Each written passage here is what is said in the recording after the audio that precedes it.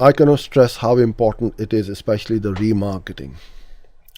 You spending all this money, resources, energy on ads, you're writing blogs, you're putting up videos and trying to drive traffic to your website, and then you let them go if they don't convert.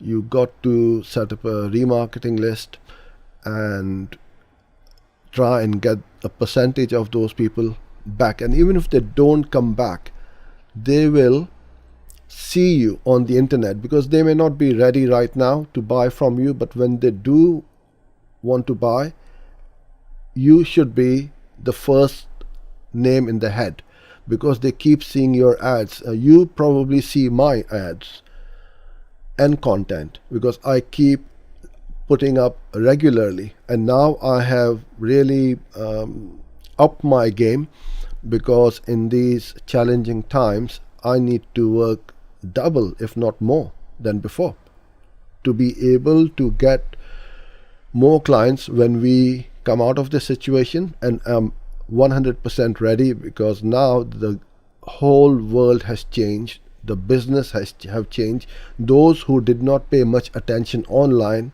they realize how important online marketing is, and I need to be at the forefront, that when they do want a new website or Google ads or video marketing, they think of me as the go-to expert.